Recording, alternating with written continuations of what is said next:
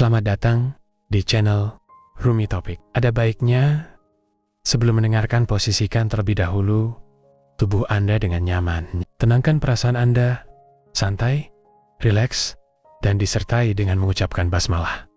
Selamat mendengarkan.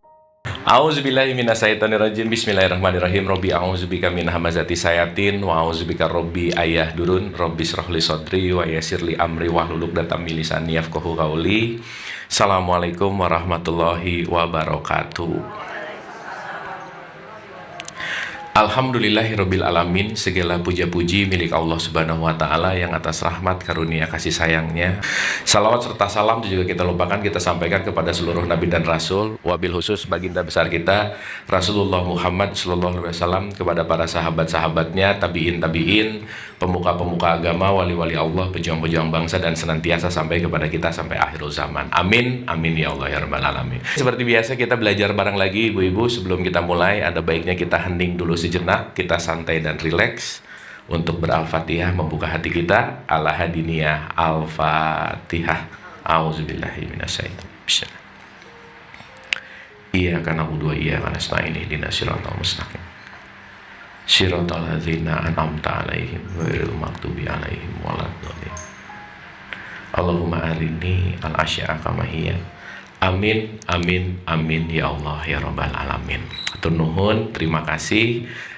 Kita hari ini santai aja, relax. Tadi saya ini kayaknya harus ganti mic deh. Oke, seperti biasa hari ini kita belajar bareng lagi. Masih ingat pelajaran yang lalu, ibu-ibu? Masih ya? Kita udah bicara tentang Ramadan lah, haji lah, dan seterusnya. Tapi hari ini mungkin akan ada pendalaman-pendalaman tentang konteks yang namanya esensi dari diri gitu. Jadi kalau kemarin tadi jawaban bagus banget gitu ya, menyembelih hewan kurban itu bukan motong sapi tetapi memotong ego. Nah hari ini pembahasan besar kita adalah, judul besarnya adalah perjalanan ego namanya. Perjalanan ego. Ego itu kalau dalam bahasa yang di Quran itu sering disebut yang namanya hawa nafsu. Oke, jadi nanti kita akan mengerti kenapa PR besar dalam hidup kita ini bukan orang lain, bukan di luar diri kita, tetapi diri kita sendiri. Ya, jadi musuh besar dalam tanda petik itu, kita sebenarnya nggak pernah ngelawan siapapun, tapi yang sedang kita lawan adalah diri sendiri. Kita sebenarnya tidak sedang berkompetisi dengan siapapun, tapi sebenarnya kita lagi berkompetisi dengan diri sendiri. Kita merasa lagi berkompetisi sama orang lain, padahal yang lagi kita pengen kalahin itu diri sendiri. Dan itu kalau diulang-ulang tanpa disadari, pasti mengalami kelelahan gitu. Gitu ya. Oleh karena itu, kita hari ini akan bicara tentang ego itu dari mana sih asalnya, sehingga kenapa kita perlu banget memahami, dan intinya adalah meregulasi gitu. Oke, saya mau membagi beberapa poin dulu ibu-ibu. Ini yang disebut fase kesadaran. Fase apa? Oke. Pernah nggak ibu-ibu begitu nerima sebuah kejadian, terus ngerasa bahwa saya ini korban dari kejadian ini? Pernah gitu nggak? Betul? Entah ada kita dijelekin orang, entah kita dapat kecelakaan atau apa dan lain-lain. Aku merasa adalah korban dari hidup. Pernah nggak kira-kira? Pernah ya? Nah, pemahaman korban hidup itu adalah fase paling rendah dari kesadaran. Itu nomor 1. Jadi istilah nomor 1 itu artinya something happen to me. Datang kepadaku. Datang kepada diri kita. Sekarang saya tanya, begitu itu datang ke kita, mindset cepatnya cuma satu aja, aku lagi diuji oleh Allah gitu. Betul nggak? Ibu-ibu hidupnya ada ujian nggak? Ada. Yang menguji siapa? Nah, berarti kesadarannya level 1 kalau jawab tadi ya. Ini lupa bahwa segala sesuatu yang terjadi sama diri kita adalah perbuatan diri sendiri. Nah, di level 1 ini sering disebut sebagai mental korban, victim. Aku tuh gini gara-gara kamu sih gitu. Nah, aku tuh gini gara-gara itu, gara-gara. Dan di level 1 ini, level yang paling banyak menguras energi. Makanya, ibu-ibu, yuk kita belajar. Pengurasan energi yang paling besar dalam hidup itu adalah blaming, menyalahkan. Kalau masih sering di fase menyalahkan, jauh-jauh dari kurban aja udah. Jauh-jauh dari wukuf, jauh-jauh dari haji. Karena kenapa? Saat kita ada di level blaming, saat kita ada di level victim, semua terjadi, datang, dan gak ada kaitannya dengan apa yang aku lakukan.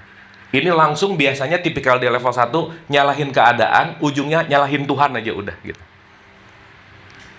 Jadi Allah menguji lah, Allah mengazab lah, Allah dan lain-lain. Sampai sini oke? Oke? Aduh, diem-diem gini, ini oke nggak ya? Oke ya? Oh. Oke. Nah, naik satu level, dia udah mulai sadar, oh ternyata bukan masalah to me, tetapi by me. Nah, ada keterlibatan aku di situ gitu. Nah, di level ini biasanya pengen melakukan yang namanya merubah. Apa? Merubah. Ini lumayan oke. Jadi kalau kita waktu ngomongin tradisi tasawuf tentang jiwa, di sini amarah, ini udah mulai mulhamah. Udah nggak menunjuk ke sana, tapi mulai ke sini nih. Zep. Oh, ini segala sesuatu pasti ada urunan kita, perilaku kita, pilihan kita, sehingga terjadi hukum yang namanya sebab akibat. Di sini mulai tidak menyalahkan, tapi mengatur gitu. Oke sampai sini? Nah, contoh. Kalau ini ada sungai, orang yang ditumi, dia akan benci sama sungai, nyalahin bahwa sungainya gini, sungai disalahin aja terus. Makanya dia nggak bisa nyebrang ke seberang. Itu nyalahin terus aja udah. Oke? Tapi kalau udah by me, dia masuk ke sungainya, tapi masih, kalau arusnya ke sini, dia ngelawan arus terus. Melelahkan nggak kira-kira? Melelahkan. Tapi at least dia udah masuk ke sungainya. Oke? Nah, yang ketiga, ibu-ibu, itu namanya through me, melalui aku. Kalau udah melalui aku, masuk ke sungai, tidak melawan arus, tapi mengikuti arus untuk sampai ke tujuan. Dia udah nggak ngelawan lagi hidup gitu. Oke nggak nih? Oke nggak ini? Oke. Berarti di sini sudah jauh lebih mengalir karena kenapa? Ini dia sudah bahasanya intinya adalah sudah lumayan selaras. Selaras. Alignment bahasa kerennya. Jadi di level ini ibu-ibu udah nggak banyak ngatur, udah nggak banyak harus, udah nggak banyak ideal. Ini udah mulai selaras sama hidup gitu. Berarti level 1, 2, dan 3 bertahap nggak nih? Bertahap. Nah, nanti level 4-nya ini, kalau dalam bahasa tasawuf, inilah nanti yang disebut kul hu Allahu ahad.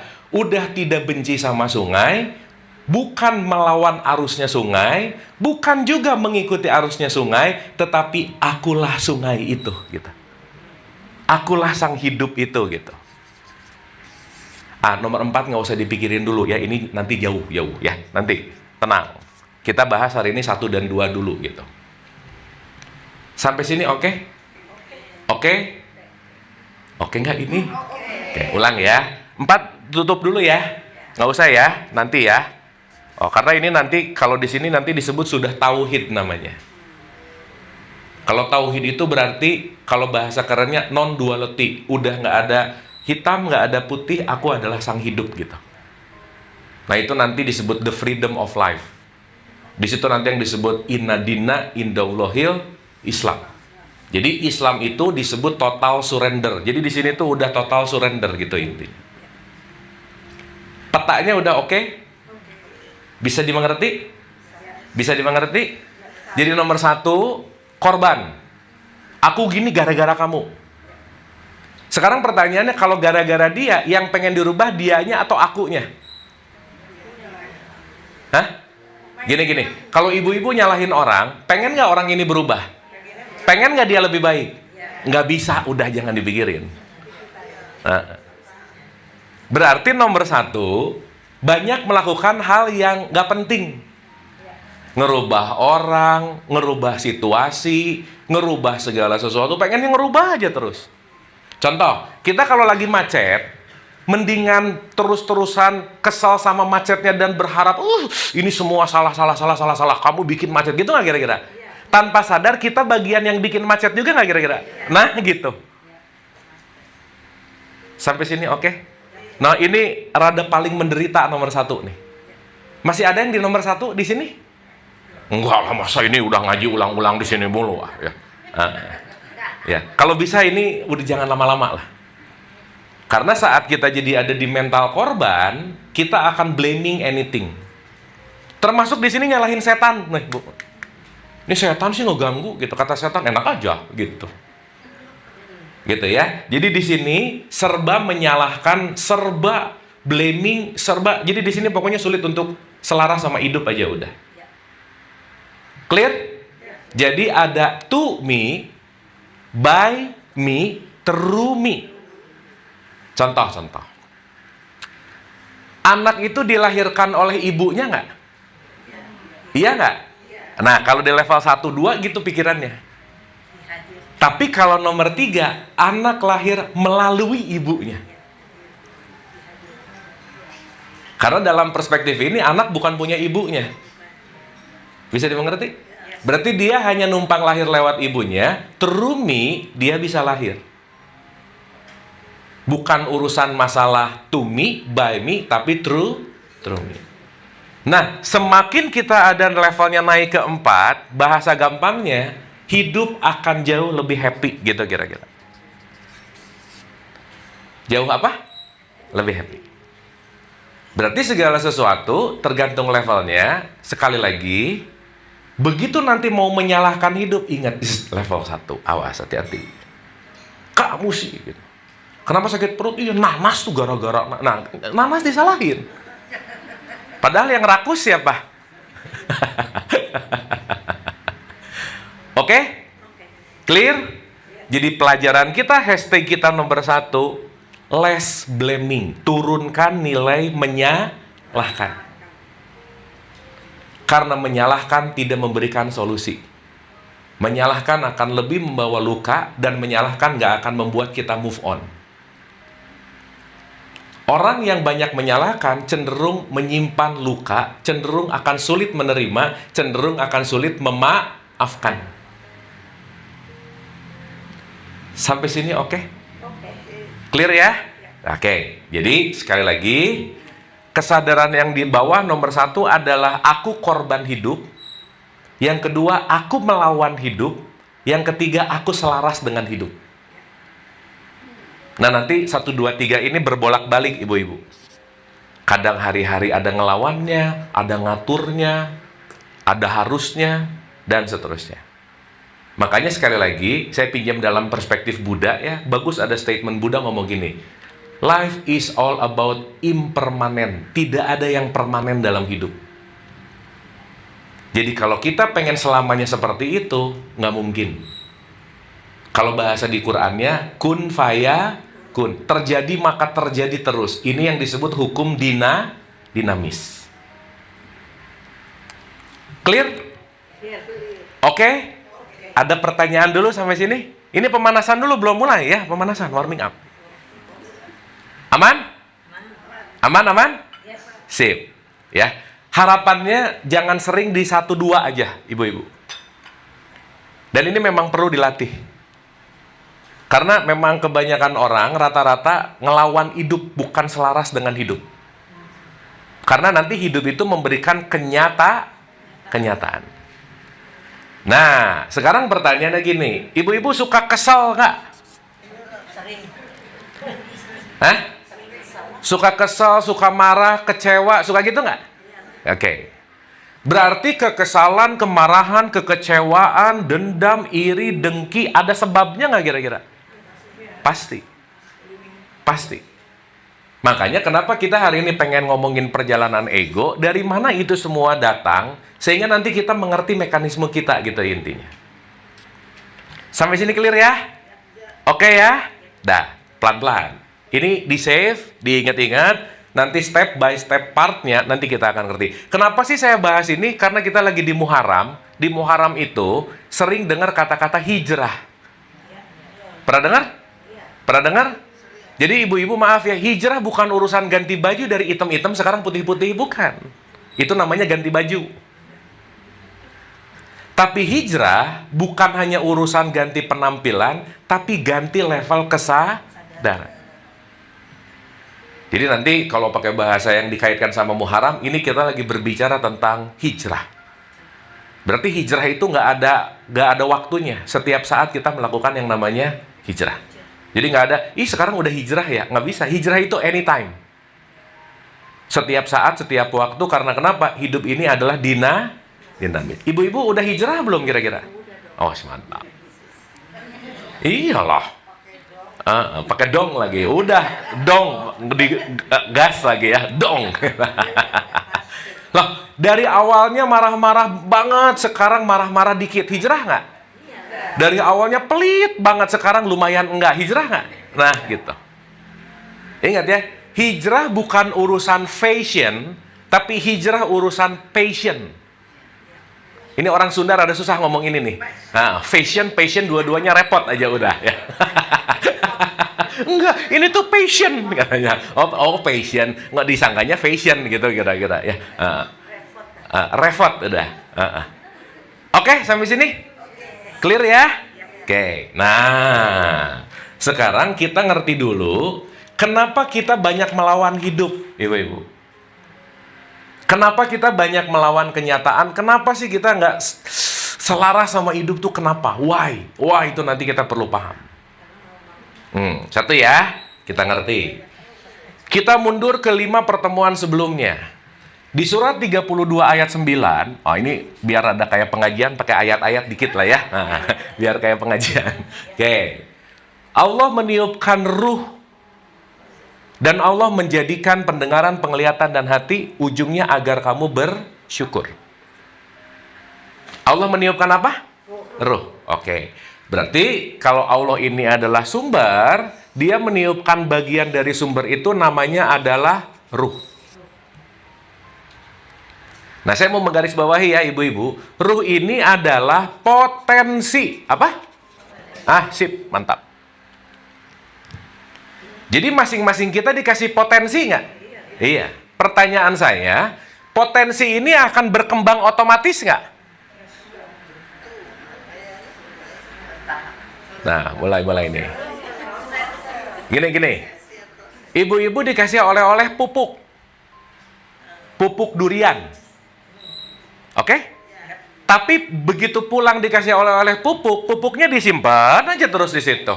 Bakal ada durian nggak kira-kira? Nah, gitu. Betul? Berarti kalau si pupuk pengen duriannya tumbuh harus diapain? Diambil, ditanam, dirawat, dikerjakan. Artinya apa? Setiap kita punya potensi, tapi belum tentu potensinya digunakan gitu kira-kira. Oke, sampai sini? Jadi yang Allah kasih itu potensinya atau pertumbuhannya? Urusan bertumbuh atau tidak, urusan melakukan atau tidak, pilihan siapa? Nah, itulah kenapa jangan dikit-dikit nyalahin Allah gitu.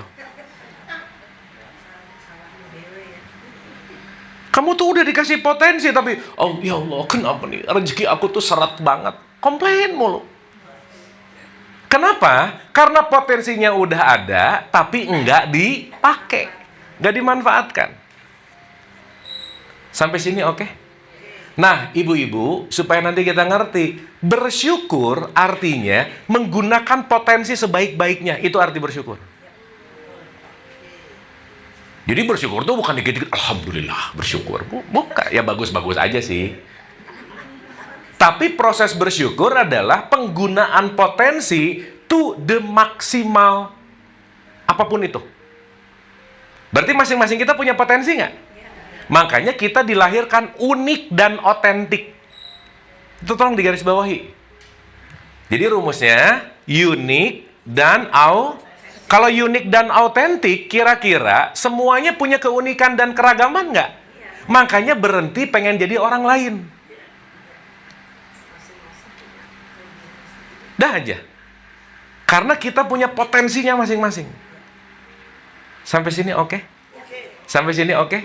Ibu-ibu udah menemukan potensi dirinya belum? Seenggaknya sadar, aku tuh jago banget ngegosip misalnya.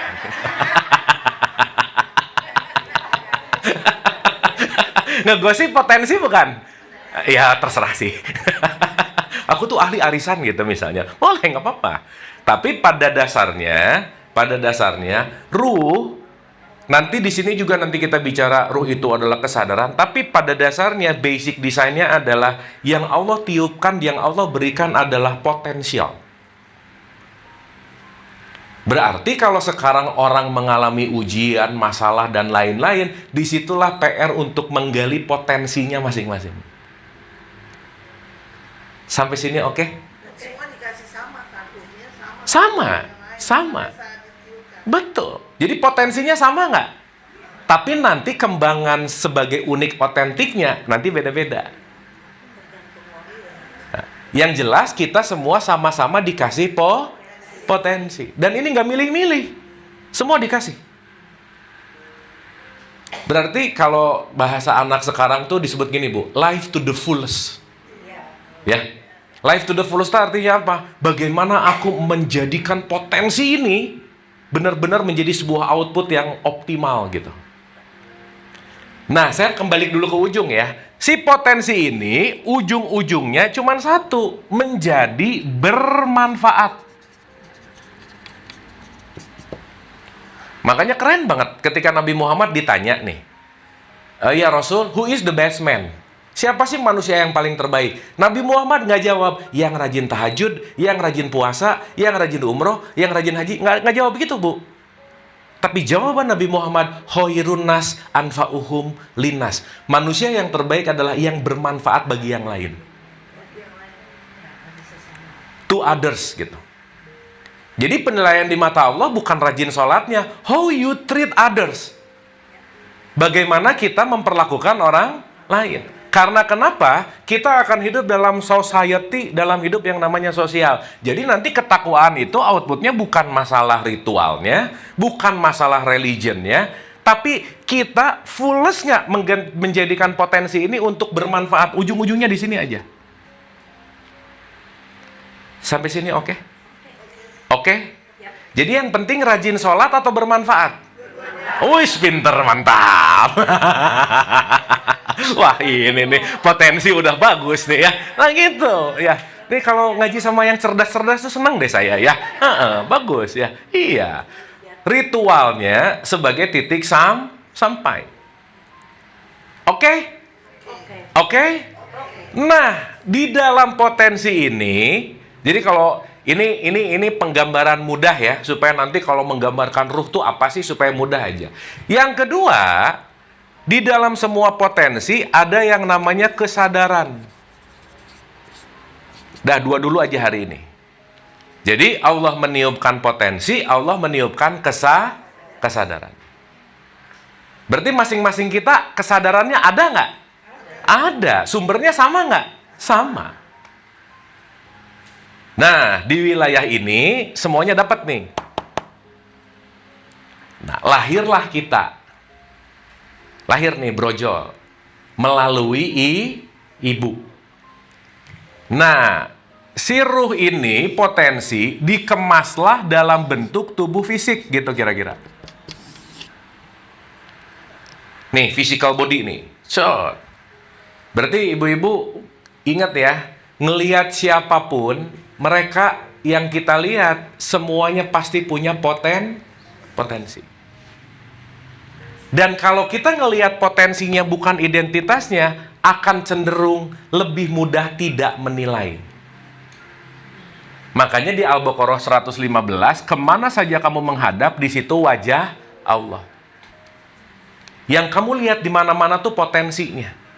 Cuman ya kira-kira gini, mungkin potensinya baru 5%, 10%. Nah itu semuanya tergantung dari usaha kita masing-masing. Berarti penggalian potensi urusan Allah, urusan kita. Nah itulah kenapa di 13 ayat 11, aku tidak akan merubah keadaan suatu kaum, diri kita, kalau kamu nggak mau berubah.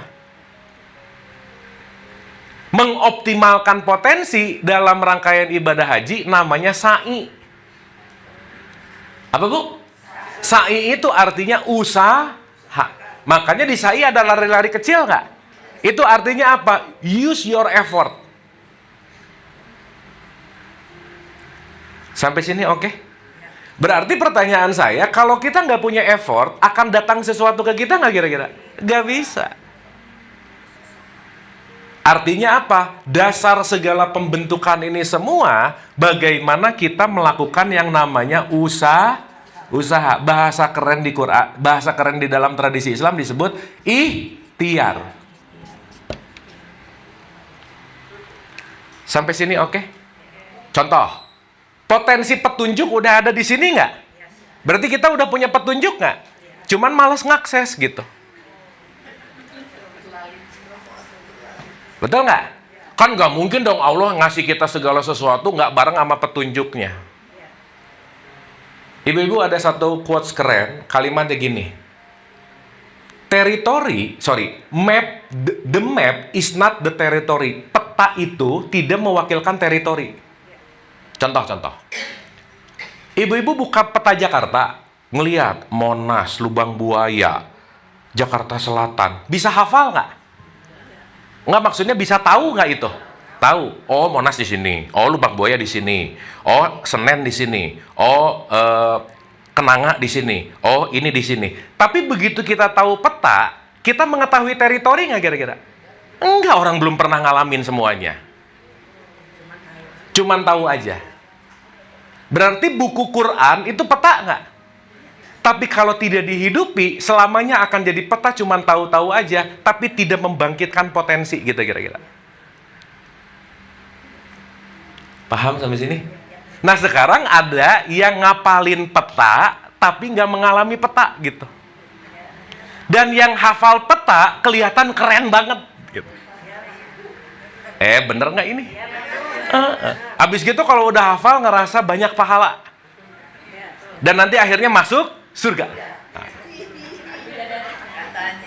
Bidadari lagi. Aduh ibu-ibu kasihan nanti ya. Maaf ya. Karena di surga cuma ada bidadari. Katanya itu juga.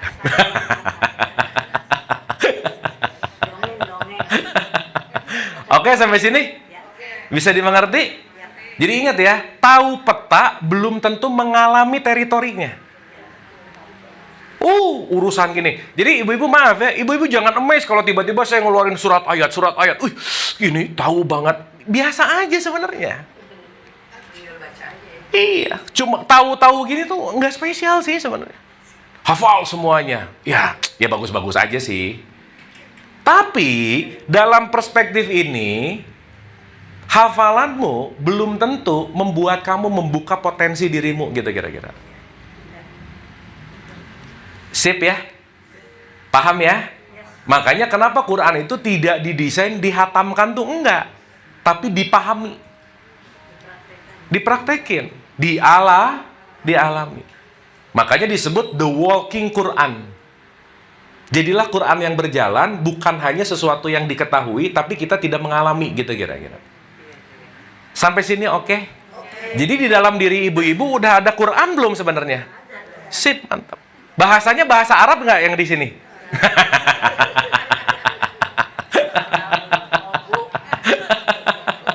Iya. Berarti bahasanya bukan urusan bahasa verbal. Karena nanti kita akan ngerti aksesnya itu bukan urusan baca dan tulis. Itu keren banget statement Nabi Muhammad. The truth Quran, the real Quran, statement beliau ada dua. La sautin wala harfun. Gak ada suaranya, gak ada hurufnya. Berarti kalau masih ada suara dan huruf, itu bukan Quran. Namanya mushaf. Namanya peta. peta bukan teritori. Ingat itu baik-baik. Menguasai peta belum tentu menguasai hidup. Maaf. Ada nggak pengajian rajin, hataman rajin, tapi ngegosip mulu kerjaannya? Ada nggak yang gitu? Jangan banyak, nggak enak. Ada aja, ada. Nyalahin orang mulu kerjaannya. Di level 1 victim terus. Ada nggak yang begitu? Artinya, sekali lagi, menguasai peta belum tentu menyadari, mengalami medan teritorinya. Makanya nanti ibu-ibu ngerti, kenapa Nabi Muhammad tidak membukukan Quran sendiri. Kan di buku ini 50 tahun, betul nggak? Karena salah satunya, ini mungkin dalam satu perspektif, bukan mengimani buku, tetapi masuklah kepada potensi untuk kamu mengimani pengalaman. Sampai sini oke? Bu, ada 1000 narasi dan satu pengalaman yang paling benar yang mana kira-kira? Gitu. 1000 teori gula, tapi belum pernah ngerasain manis, cuman tahu teori gula. Betul? Oke sampai sini? Clear ya? Oke, mantap. Oke nggak ini? Mantap, sip ya. Dah. Nah, sekarang yang jadi pertanyaan, potensi dikasih, wadah dikasih, ini nih yang menjadi PR dan yang menjadi permainan tuh yang di tengah. Namanya adalah jiwa. Nah, PR-nya nanti di sini. Jadi, ada potensi, ada data, ada tubuh. Yang akan kelak mengeluarkan ego, itu nanti dari sini nih. Ini ego. Petanya oke dulu sampai sini? Oke sampai sini? Oke, ulang ya. Tiap kita dikasih potensi? Sip. Tiap kita ada jiwanya? Sip. Tiap kita ada badannya?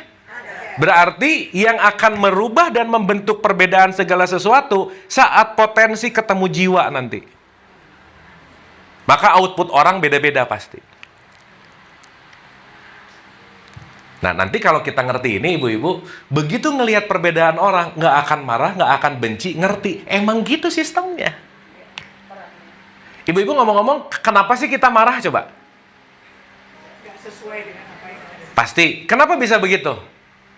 Karena kekurangan ngerti. Kalau udah ngerti, pasti nggak marah. Betul nggak? Yang bahaya, begitu ada sesuatu yang belum dimengerti, marah duluan, tapi nggak belajar jadi ngerti. Nah, jadi marah-marah, gitu kira-kira. Sekarang saya tanya, kenapa kurang ngerti? Kurang pengetahuan. Jadi kalau datang orang nyebelin, mau ngasih tahu, banyak belajar, gitu maksudnya. Kenapa saya benci sama dia? Nah, gitu Bu. Kenapa saya kesal sama dia? Nah, gitu. Nah, itu kurang piknik bener sih. Kurang healing ya. Sampai sini oke? Sampai sini oke? Berarti updating knowledge, meningkatkan understanding, itu adalah sesuatu yang diulang-ulang dalam hidup. Itulah bentuk yang namanya kedewasaan. Orang yang dewasa adalah orang yang mau mengupdate pengetahuan dan pemahamannya. Makanya Quran hanya akan diberikan kepada orang-orang yang cukup dewasa. Berarti cukup dewasa, bahasa Arabnya itu disebut balik. Balik itu apa? Akalnya matang. Maaf ya, ini kalau akal nggak matang, bahas gini-gini, puyeng Bu. Iya. Kenapa? Akalnya berarti jarang dipakai. Iya bener. Bu, akal potensi nggak? Urusan dipakai atau nggak, urusan siapa? Jadi otak tuh kadang-kadang baru terus. Dari dibuka plastik, nggak diapa-apain, baru terus. Tiba-tiba menciut gitu.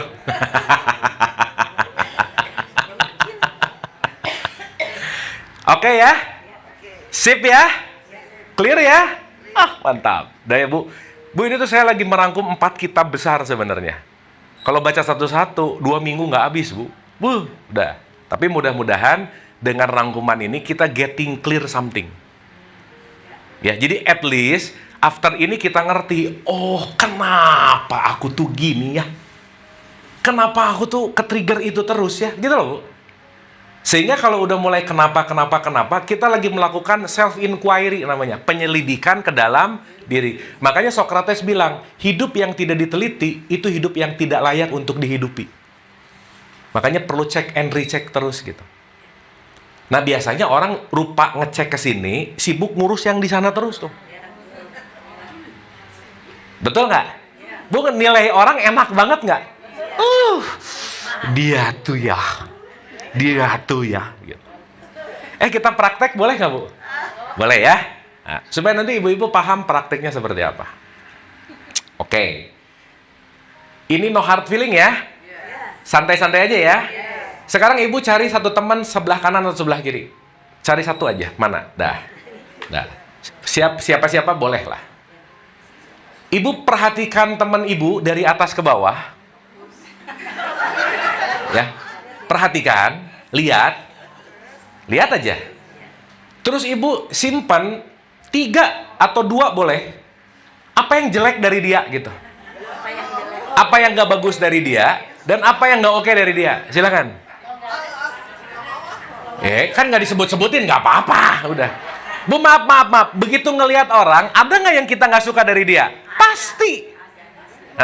Lo kan ini mah latihan, nggak apa-apa. Meskipun nanti udah dari sini berantem, sok aja sih, nggak apa-apa ya.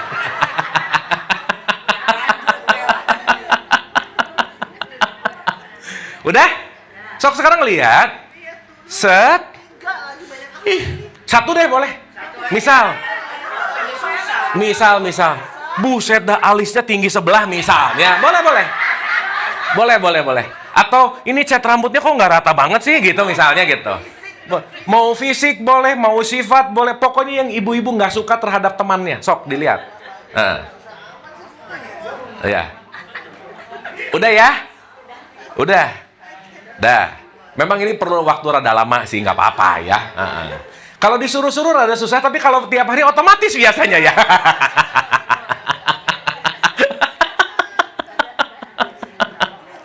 Udah.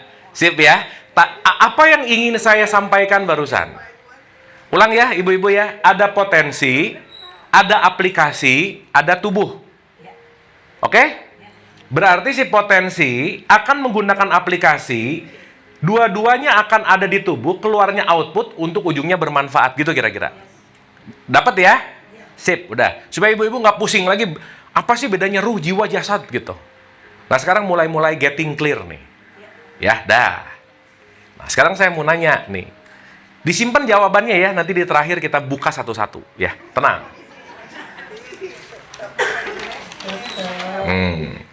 Nggak apa-apa kan, ini kan bukan gimana-gimana ya. Untuk latih, toh nanti ibu-ibu akan ngerti kenapa begitu gitu. Dah. Berarti saat kita lahir, yang nomor 1, kita dikasih tapi potensi ini ketutup oleh semua informasi yang masuk ke dalam jiwa kita. Ketutup udah. Karena saat kita lahir, kita dijadikan sebagai orang lain yang bukan diri kita sendiri. Contoh, 1. Begitu lahir, kamu abu ya. Dikasih nggak sama ibu saya? Berarti ibu saya memberikan identitas nggak? Berarti ibu saya lagi menjauhkan dari potensi nggak? Jadi kita bisa percaya ide orang lain tentang kita, padahal itu bukan diri kita sendiri. Paham nggak ini? Ulang. Ibu-ibu mengenal diri ibu-ibu, kebanyakan datang dari kata-kata orang lain. Termasuk orang tua, lingkungan, gurunya, ustadznya, kiainya, temannya. Itu semua memberikan input ke kita nggak? Nah itulah yang saya sering sebut, namanya adalah program. Paham?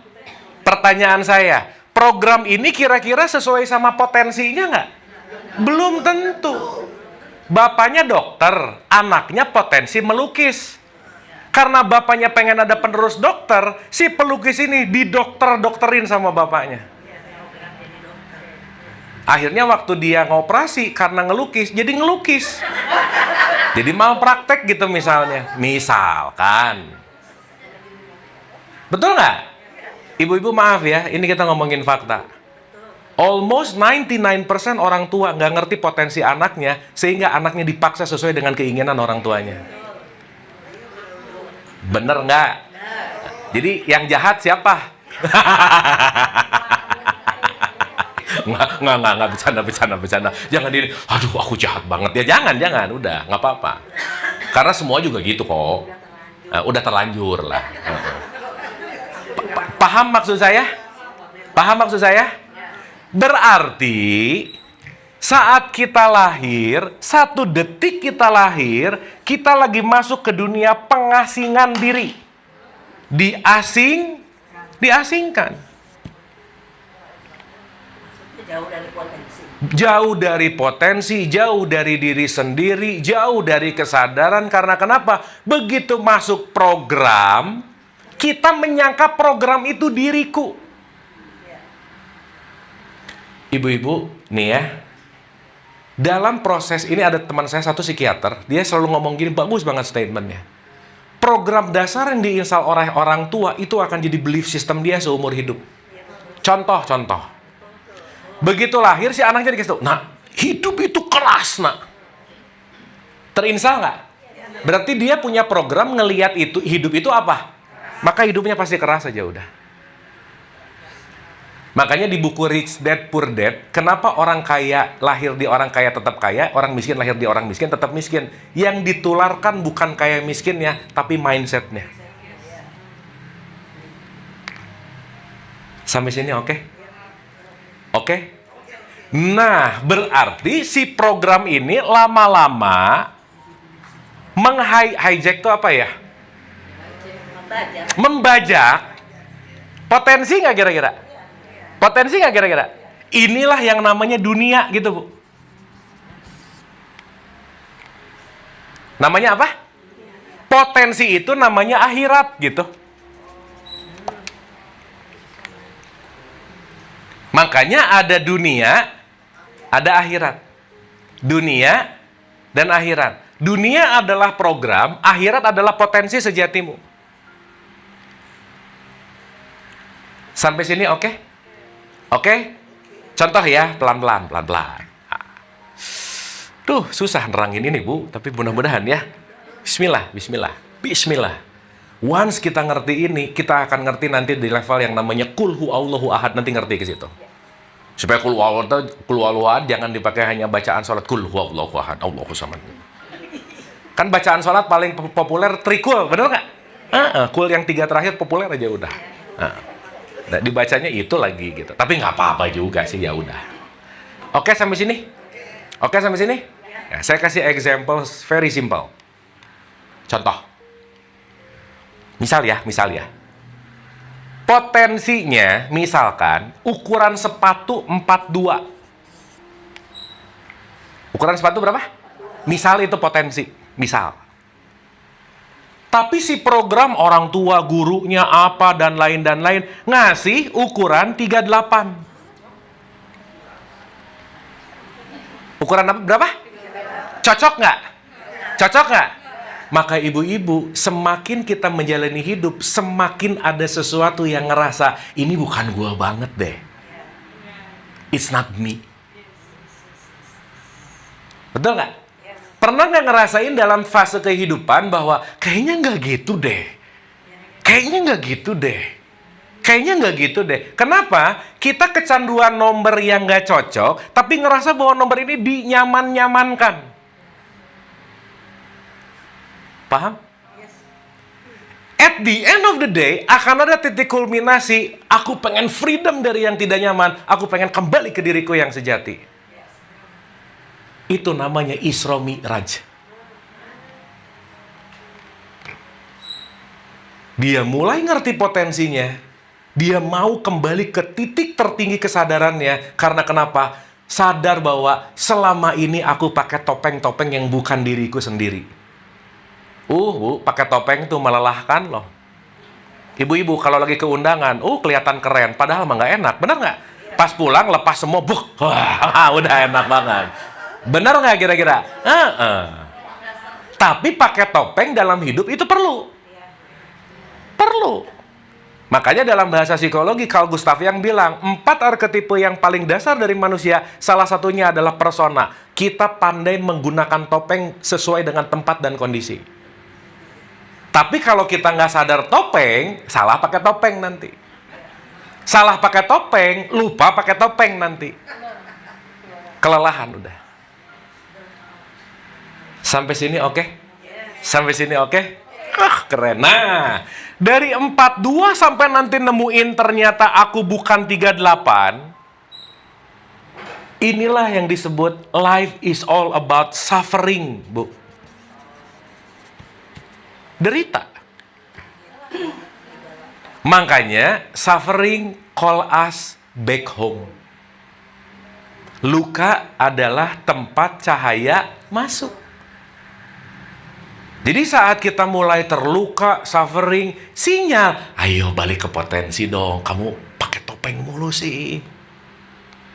Datang nyebelin. Oh, ini nih. Ini yang mengingatkan saya. Datang kondisi nggak enak. Ini nih yang mengingatkan saya. Untuk apa? Kembalilah ke potensi dasar yang sudah dikirimkan oleh Allah gitu. Bahasa lain potensi dasar ini disebut fitrah. Apa? Makanya disuruh kembali ke gitu. Ibu kalau jadi diri sendiri enak banget nggak kira-kira? Udah. Itu tuh paling nyaman di kamar sendiri, nggak ada yang lihat, bebas Bu, gitu. Pakai daster kayak. Pakai bikini mah udah rada nggak pantas kayaknya sih. Udah jangan aneh-aneh ya. Tuh kalau ngomongin tai di 73 baru boleh lah. Ini 2026 dong, please deh. Iya, maksud saya kalau ibu-ibu pakai bikini kasihan yang lihat gitu. Gitu, udah jangan aneh-aneh. Tapi boleh-boleh aja, boleh. Bebas ya, terserah ya. Udah jangan aneh-aneh. Oke, sampai sini? Clear ya? Jadi lumayan dapat nggak? Oh, kenapa sih disuruh balik ke fitrah? Karena there is no way. Dan ibu-ibu, orang yang merelakan semua programnya untuk dilepaskan dan kembali ke fitrah, itulah yang namanya Islam. Ulang ya. Orang yang ngelepasin semua program bukan dirinya, dan dia beneran jadi dirinya, freedom nggak kira-kira? Maka Islam itu artinya liberate, freedom. Makanya inadina indallahil Islam bukan KTP, bukan.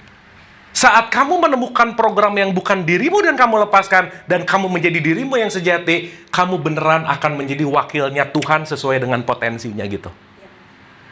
Keren. Itu namanya Khalifah. Maka aku surat 2 ayat 30 misalkan. 38, 71 sampai 82 misalkan. Aku hendak menjadikan Khalifah di muka bumi. Artinya kalau kita lagi kembali ke potensi, berarti menjalankan kekhalifahan nggak kira-kira? Iya. Maka dalam tradisi filsafat ya ibu-ibu, hidup itu adalah penderitaan satu yang pindah ke penderitaan dua yang nggak akan pernah selesai. Kenapa disebut penderitaan? Karena kita akan melepaskan sesuatu yang selama ini seakan-akan nyaman, tapi sebenarnya toksik gitu. Makanya life is all about detachment. Melepaskan, letting go. Dan semesta tuh rada maksa kita untuk letting go loh. Mau nyumput kemana, kalau udah titik jatuh temponya harus ngelepasin itu, nggak akan bisa kabur aja, Bu. Cuman udah di titik mentok, udah nggak ada jalan, ya udah deh dilepasin. Nah udah, ikhlasnya rada telat gitu kira-kira.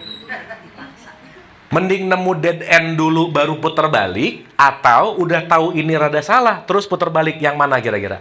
Terserah.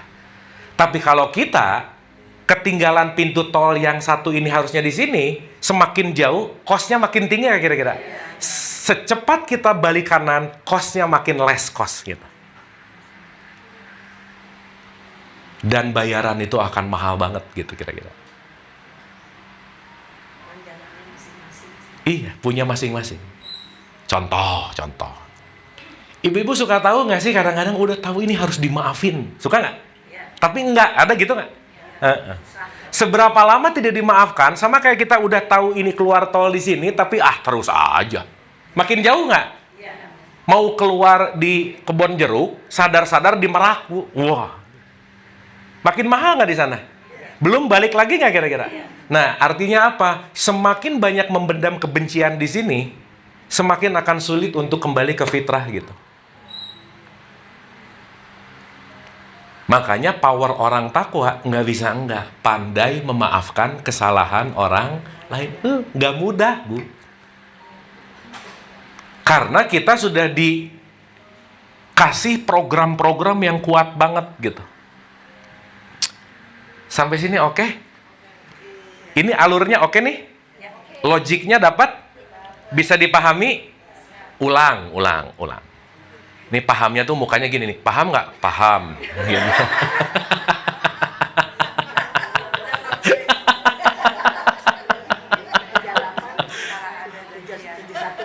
Oh ya, ulang nih ayatnya yang barusan ya. Ada yang boleh bacain ayat nggak satu? Di handphonenya ada yang bawa Quran nggak? Aduh, nggak usah deh, nanti ibu baca di rumah aja ya. Ini Rama soalnya. Surat 2 ayat 30. Surat 38, 71 sampai 82. Itu dua-duanya lagi cerita. Itu yang disebut awal mula narasi kehidupan lah.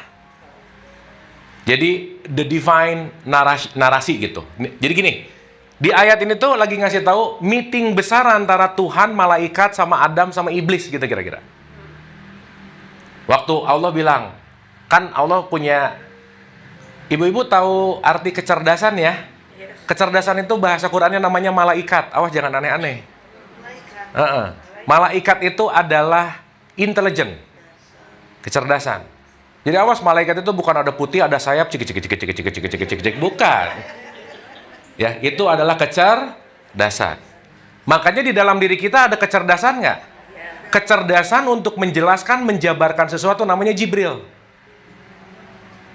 Kecerdasan untuk mencatat namanya Rokib Atid gitu. Oh, jadi Jibril itu menjelaskan. Iya, everything, explanatory.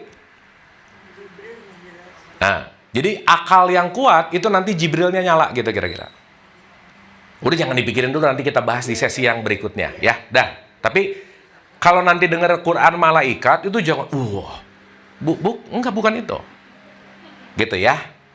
Nah, ini didongengin di 3871 nih. Ketika Allah berfirman kepada para malaikat, berarti Allah lagi meeting sama malaikat nggak? Iya dong. Ceritanya. Terus ngomong, "Kat, saya mau bikin Adam nih, Kat." Ceritanya. Nanti kalau Adam udah oke, kamu bantu dia. Baru muncullah setan. Ini kan divine comedy banget, betul nggak, Bu? Yang bikin setan Allah, yang bikin malaikat Allah, yang bikin Adam Allah. Asik kan nih? Nah, yang menarik, mereka semua, kita semua ada di dalam sebuah the stage of life. Panggung sandiwara. Nah, ibu-ibu, yang kita perlu agak ngerti, jangan terlalu sibuk nonton panggungnya, tapi sekali-kali main ke backstage deh, gitu. Karena di panggung bisa musuh-musuhan, di backstage ngopi bareng. Paham nggak maksud saya? Contoh ya. Contoh nih. Di panggung Musa sama Fir'aun berantem nggak? Sok saya mau nanya. Kira-kira yang jagoan itu Musa atau Fir'aun? Hah? Hero itu Musa atau Fir'aun? Rata-rata jawab Kenapa coba? Soalnya pro-nya sama Musa. Tapi kalau pro-nya sama Firaun akan jawab apa? Itulah hidup disebut namanya relatif, Bu. Clear ya? Saat kita ngerti relativitas dalam konteks ini, flowing pasti. Kita nggak tahu ya. Di atas panggung Musa sama Fir'aun musuhan, di belakang panggung ngopi bareng sebatang. Kita sudah memerankan dengan baik. Gitu. Paham nggak ini? Clear ya? Maka hati-hati dengan sebuah peran, karena semua peran itu adalah penampilan untuk kita pelajari gitu. Oke nggak ini? Yang bikin setan siapa? Yang bikin malaikat? Ayo gimana? Yang taat yang mana? Setan taat nggak? Banget. Malaikat taat nggak? Jadi milih jadi malaikat atau setan? Terserah. Ya.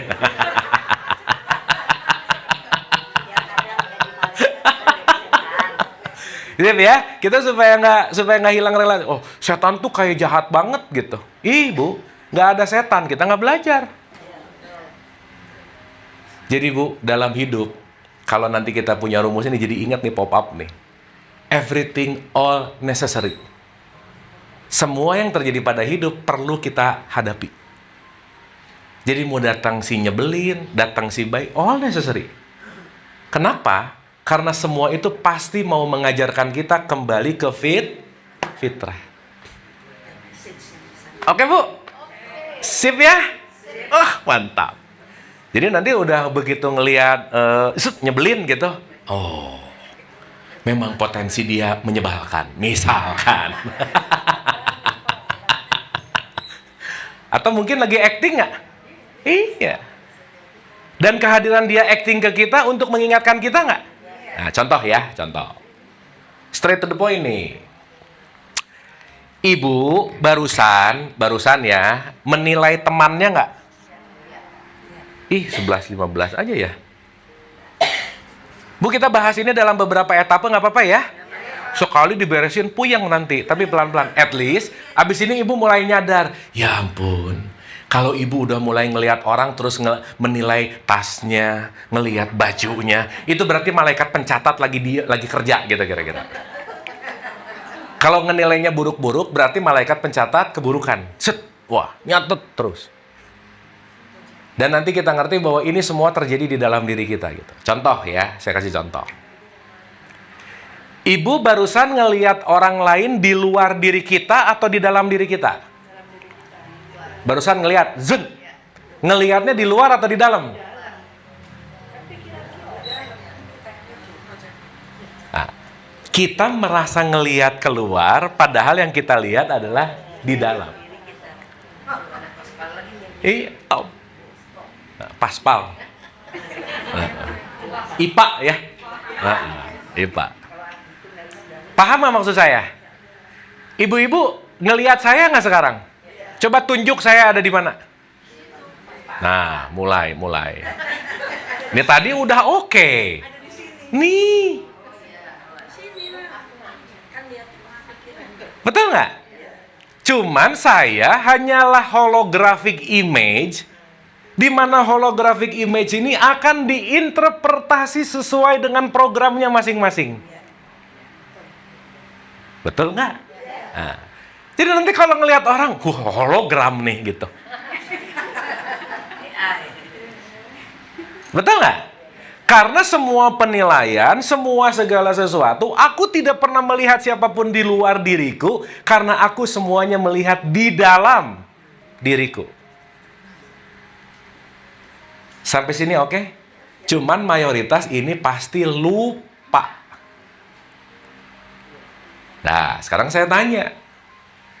Berarti saat kita ngelihat orang lain di luar, melalui program jiwa kita, yang sebenarnya kita lihat orang itu atau jiwa kita? Jadi saat ibu-ibu ngomong, buset jelek banget sih, yang jelek sebenarnya siapa? Nah, gitu. Jadi semua yang diomongin tentang orang lain, alisnya jelek lah, tasnya nggak branded lah, bajunya nggak matching lah. Ibu-ibu cuman lagi merefleksikan jiwanya masing-masing. Dialah yang menjadi cermin. Jadi tadi begitu nggak bisa ngelihat jeleknya orang apa, disebut juga nggak apa-apa, orang itu lagi ngomongin diri sendiri kok gitu. Betul nggak ini? Jadi saat kita menilai melihat keluar, sebetulnya yang lagi aktif di dalam diri kita nggak kira-kira? Sip, Bu.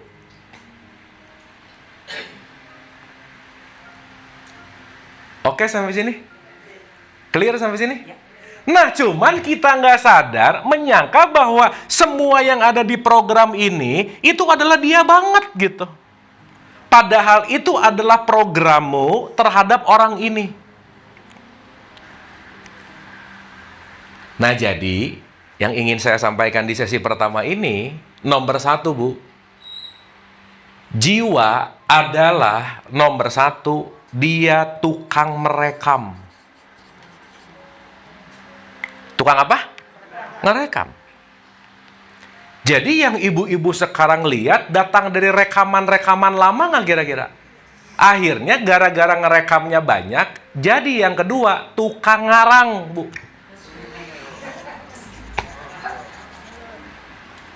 Berarti mau nggak mau kita ini kumpulan rekaman nggak? Iya. Ini kan semua yang saya omongin sekarang, itu saya ngambil dari data rekaman di dalam diri saya nggak kira-kira? Iya dong, masa mau ngambil dari mana? Berarti ucapan, perilaku, tindak tanduk, postingan, segala sesuatu menunjukkan jiwa seseorang nggak kira-kira? So, kita bisa ngelihat jiwa seseorang dari apa yang diucapkannya. Jadi kalau ada orang yang ngejelekin kita, ibu jangan tersinggung. Kenapa? Kasihan jiwanya lagi luka. Makanya omongannya jelek. Kamu tuh dasar gendut, ibu bisa tinggal ngomong aja. Emang kok udah beres. Berarti ini kita hanya kumpulan reka plus kumpulan lemak gitu nomor 2. Kan ada lemak di sini. Betul nggak? Jadi kemana-mana bawa rekaman nggak? Istilah saya, kita mengcapture jadi sebuah potret. Pertanyaan, Bu. Ibu motret waktu dulu masih SMA, masih ada simpan potretnya, disimpan. Itu potret atau kenyataan? Kan foto nih, ceklek, simpan. Lihat sekarang. Beda nggak? Yang disimpan itu potret atau kenyataan? Potret, karena memori. Kenyataannya sekarang kan udah gini, sekarang udah nggak, jangan pakai bikini kan? Paham nggak maksud saya? Tapi yang kejadian tiap hari potretnya nyala terus, ngerasa dulu yang masih SMA, ngerasa dulu yang masih sebagai, ngerasa dulu yang akhirnya si potret hidup terus nggak kira-kira? Disitulah sumber dari menderita. Karena kenapa? Kita menyimpan potret dan mengabaikan kenyataan gitu. Iya. So, sekarang yang masang profil picture, masang foto 13 tahun yang lalu lagi keren-kerennya gitu. Pakai filter lagi. Bener nggak? Begitu di profil picture keren, pas ketemu, oh beda banget ya gitu. 1. Yang kedua, ibu-ibu ketemu teman 5 tahun, 7 tahun yang lalu. Punya potret nggak ketemu di situ? Begitu ketemu, kok beda ya? Suka gitu nggak? Berarti masih menyangka bahwa dia seperti potret. Bener nggak kira-kira? Nah gitu. Nanti di pertemuan yang akan datang kita akan membedah potret-potret yang nggak penting, Bu. So, ibu di handphone, potret yang nggak penting banyak nggak?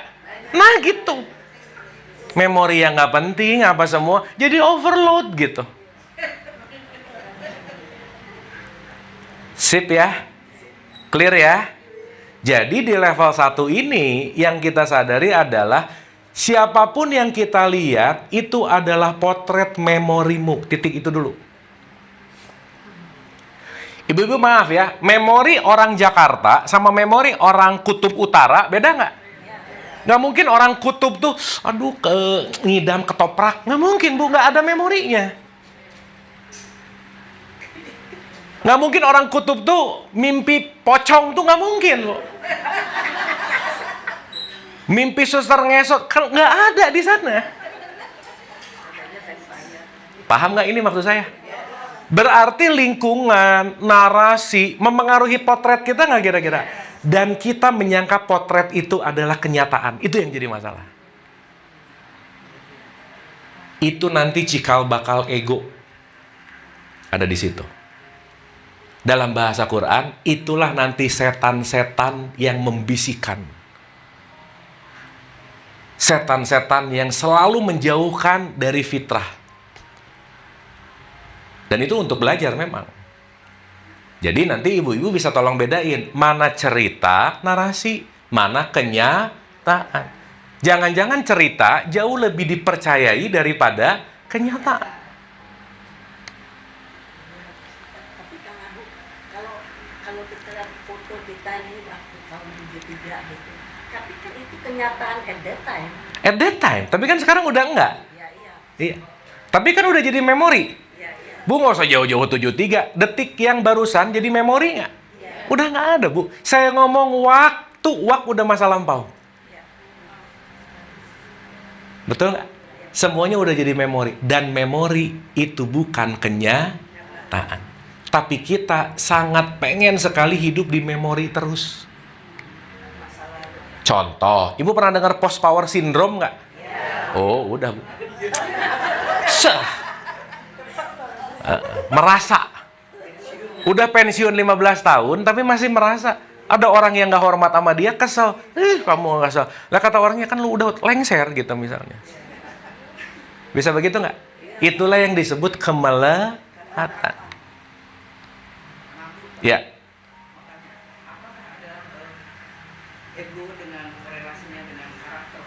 Nah, semua potret-potret yang mengerak jadilah karakter. Rekaman-rekaman yang gue banget, jadi karakter. Contoh. Ibu jangan lupa ya, segala sesuatu yang menjadi karakter salah satunya sesuatu yang kita ulang-ulang. Jadi nggak bisa ngomong, aduh aku tuh emang keturunan pelit deh. Enggak, kamu tiap hari latihan pelit. Aku tuh kayaknya nggak punya bakat happy deh. Iya, pengennya happy tapi tiap hari julid mulu. Ya nggak bisa, salah alamat gitu. Paham nggak nih? Oke sampai sini? Maka nanti kita tahu. Kita diberikan sama Allah, aduh Bu keren banget. Namanya kecerdasan. Baik intelek kognitif, IQ. Baik emotion tubuh, emosi. Dan spiritual intelligence. Nah, tiga-tiganya ini nanti kita akan bahas gitu. Contoh. Ibu orang pinter bisa korupsi nggak? Bisa. Berarti pinter secara IQ, tapi EQ sama SQ-nya nggak balance. Pertanyaannya, mungkin dia makin banyak duit, tapi nggak balik ke fitrah, deritanya banyak gitu. So, ibu mending pilih mana? Mending tidak menderita atau mending kaya raya? Yang mana? Ya dua-duanya tuh Bu, derita enggak, kaya raya. Quote and quote. Paham ya? Dan setiap apapun yang dilakukan manusia, itu kembali kepada kesulitan dia, kembali ke fitrah. Jadi nggak usah judgement juga. Ini orang yang korupsi panjang umur aja mulu ya, kapan matinya ya? Gitu misalnya. Karena semuanya bakal ada hukum konsekuensi nggak kira-kira? Nah itulah kenapa kita nggak usah rese sama orang lain. Kenapa? Alam punya sistemnya sendiri. Udah Bu. Udah aja. Tapi bukan udah aja maksudnya nggak gimana-gimana ya. Waspada maksud saya. Ingat ya pembahasan yang lalu. Sabar, ikhlas, tawakal, bego, beda tipis empat-empatnya. Aku tuh sabar loh, dipukulin diem aja. Itu mah bego namanya. Clear ya? Oke? Nah, so hari ini kita simpulkan dulu sesi 1 boleh ya? Ibu-ibu dapat something nggak hari ini? Dapat ya? Wah, mantap. Kita simpulkan dulu. Jadi. Allah meniupkan potensi. Bahasa Qurannya namanya ruh. Potensi dikasih data, karena kalau nggak ada data, ya kita nggak bisa ngapa-ngapain lah. Namanya knowledge di sini. Dan ego sekaligus. Di dalam dikemaslah dalam tubuh fisik gitu. Saat ini menguasai diri kita, potensi ketutup. Akhirnya ego yang tumbuh subur. Kalau ego tumbuh subur, kira-kira bakal terus blaming others nggak? Iya, di satu mulu yang tadi itu. Tumi aja terus. Lelah, Bu. Makanya, innalillahi wa inna ilaihi raji'un. Dari Allah, kamu kena virus-virus, jangan lupa balik lagi ke Allah gitu kira-kira. Jadi innalillahi wa inna ilaihi raji'un nggak ada urusan sama jeruk purut, nggak ada, Bu. Kembali ke Allah itu adalah back to your track, back to your potential. Sampai sini oke?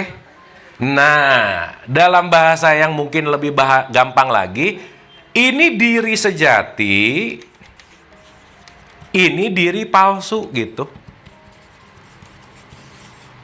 Tinggal nanti ibu-ibu cek aja, banyak yang keluar yang sejatinya yang palsunya gitu.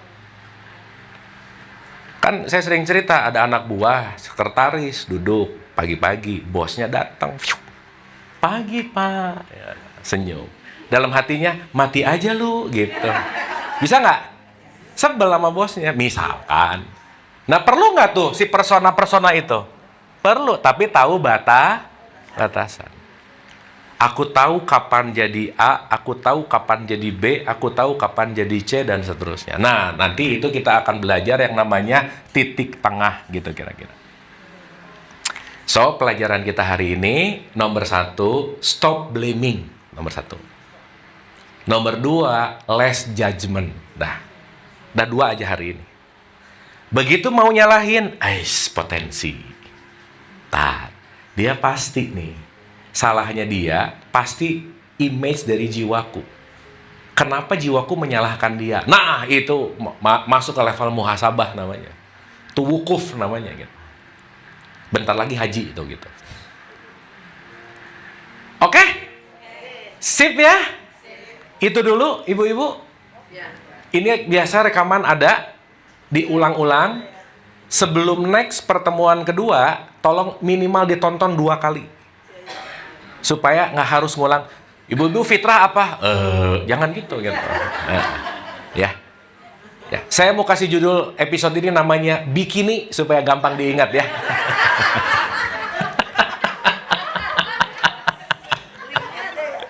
Linknya nanti saya kirim. Di YouTube dong ada. Ya, jadi ibu-ibu nanti bisa nonton ulang.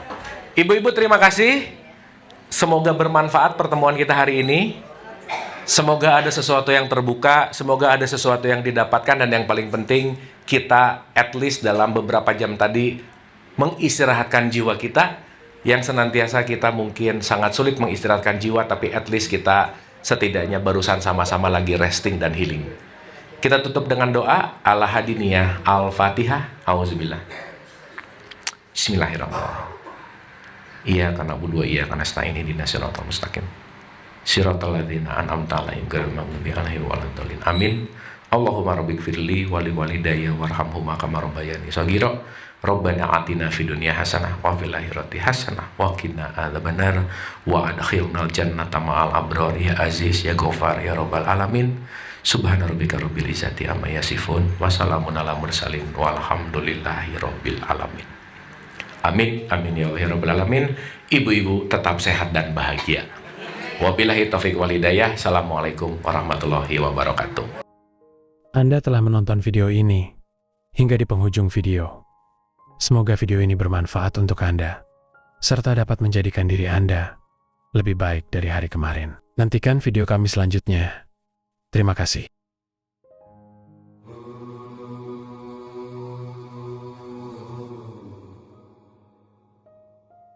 Bukan dari Adam, Hawa, taman surgawi atau Firdaus.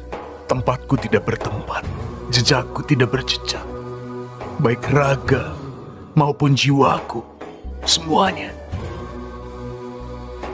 adalah kehidupan kekasihku.